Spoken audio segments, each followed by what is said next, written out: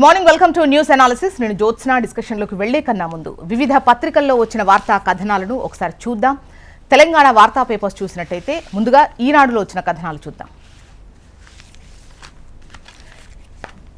ఈనాడులో మనం చూసినట్టయితే చలో అహ్మదాబాద్ అంటూ నిన్నటి క్రికెట్ మ్యాచ్కు సంబంధించి వార్తను హైలైట్ చేస్తూ ప్రధాన వార్తగా ఈనాడు ప్రచురించింది.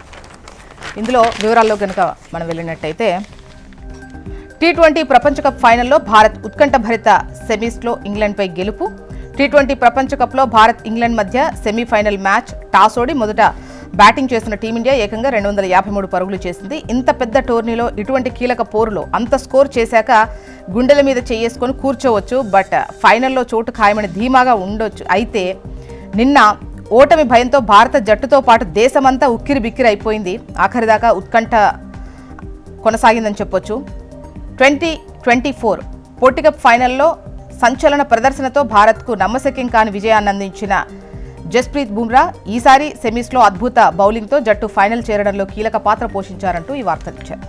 ఇక తెలంగాణ కొత్త గవర్నర్ శివప్రతాప్ శుక్లా, జిష్ణుదేవ్ వర్మ మహారాష్ట్రకు బదిలీ.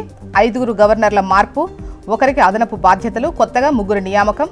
బెంగాల్ గవర్నర్ ఆనందబోస్ రాజీనామా. ఇక దద్దరిల్లిన పశ్చిమాసియా అంటూ బ్యానర్ ఐటమ్ మీరు చూడొచ్చు. ఇరాన్లో బాలిస్టిక్ క్షిపణి కేంద్రాలపై అమెరికా ఇజ్రాయెల్ దాడులు. లెబనాన్లో హెజ్బుల్లా స్థావరాలపైన యుద్ధాన్ని విస్తరిస్తోన్న ఇరాన్. అజర్బైజాన్ పైకి డ్రోన్లు. ఒమన్ పోర్టు పైన కూడా గల్ఫ్ దేశాలపై కొనసాగింపు. యుద్ధ నౌకపై దాడికి ప్రతీకారం తీర్చుకుంటామంటోంది అటు ఇరాన్. శ్రీలంక తీరంలోకి మరో ఇరాన్ నౌక. ఇక రాజ్యసభ సభ్యులుగా సింఘ్వి, వేం నరేందర్ రెడ్డి ఇక ఎన్నిక ఏకగ్రీవం అంటూ బీఆర్ఎస్ నుంచి పోటీ లేకపోవడంతో ఫలితం ప్రకటించడమే తరువాయి 9న వెల్లడించనున్న రిటర్నింగ్ అధికారి. మరోవైపు నేటి నుంచి ప్రజా పాలన ప్రగతి ప్రణాళిక. 99 రోజుల కార్యాచరణ అమలు. ఉద్యోగ మేళాతో లక్షల మందికి కొలువులు. ఇందిరా మహిళాశక్తి భవనాల ప్రారంభం. అర్హులందరికీ ఇందిరమ్మ ఇళ్ల మంజూరు. నిరంతర ప్రక్రియగా రేషన్ కార్డుల పంపిణీ. నెక్స్ట్ ఆంధ్రజ్యోతి.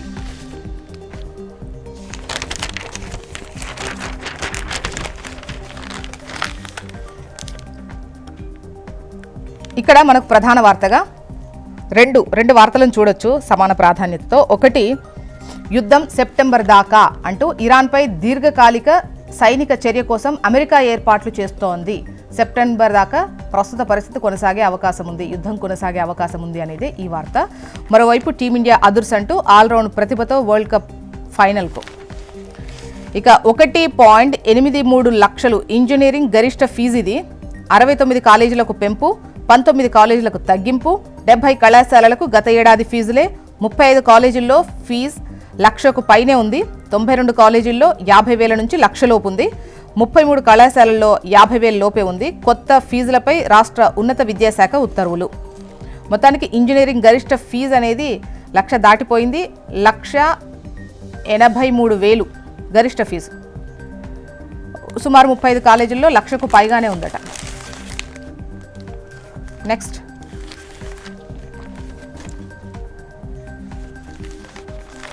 నమస్తే తెలంగాణ చూద్దాం.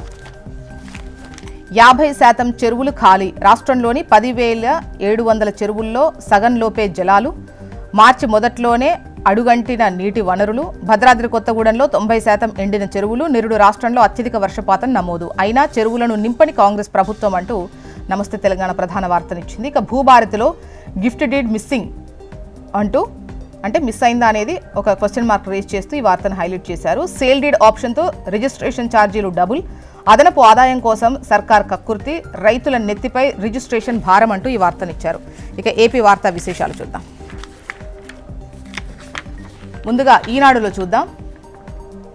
ఇక్కడ ప్రధాన వార్తగా ప్రస్తుత యుద్ధ పరిస్థితి, పశ్చిమాసియాలో నెలకొన్నటువంటి ఉద్రిక్త పరిస్థితులు, దాడులు, యుద్ధ వాతావరణాన్ని హైలైట్ చేస్తూ దద్దరిల్లిన పశ్చిమాసియా అంటూ వార్తను హైలైట్ చేశారు.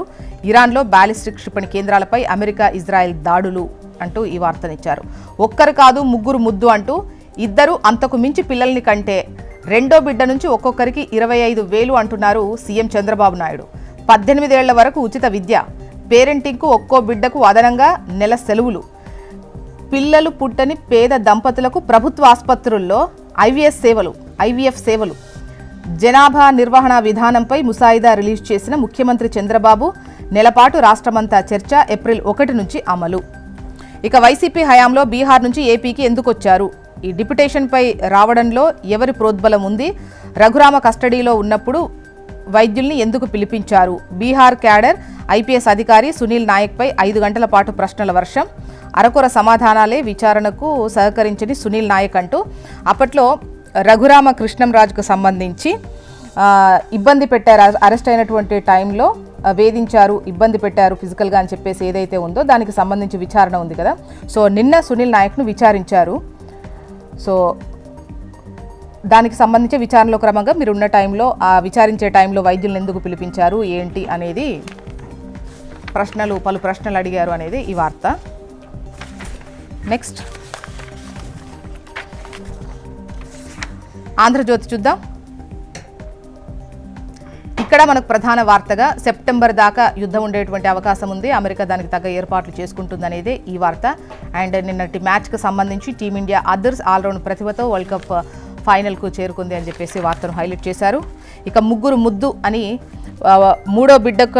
మూడో బిడ్డను కంటే 25,000 ఇస్తాము అని చెప్పేసి ఏదైతే నిన్న సీఎం చంద్రబాబు నాయుడు ప్రకటించారో ఆ వార్తను కూడా ఇక్కడ హైలైట్ చేశారు. బిడ్డ పోషణకు 5 ఏళ్ల పాటు 1000 రూపాయలు కూడా. నెక్స్ట్ సాక్షి, ఆశయమే ఆగ్రహ జ్వాలై అంటూ చంద్రబాబు ప్రభుత్వ నిరంకుశత్వంపై కదం తొక్కిన ఆశా వర్కర్లు, రాష్ట్రం నలుమూలల నుంచి భారీగా తరలి వచ్చిన కార్యకర్తలు అంటూ వార్తను హైలైట్ చేశారు. ఇక ఇంగ్లాండ్పై విజయంతో T20 వరల్డ్ కప్ టైటిల్ పోరుకు అర్హత, ఫైనల్లో భారత్ అంటూ నిన్నటి మ్యాచ్ను హైలైట్ చేశారు. యుద్ధ బీభత్సం, పశ్చిమాసియాలో కొనసాగుతున్న కల్లోలం. మొత్తానికి ఇవి ఇవాళ వివిధ పత్రికల్లో వచ్చినటువంటి వార్తా కథనాలు. ఇప్పుడు ఒక చిన్న బ్రేక్ తీసుకుందాం. బ్రేక్ తర్వాత డిస్కషన్లోకి వెళ్దాం. Stay tune.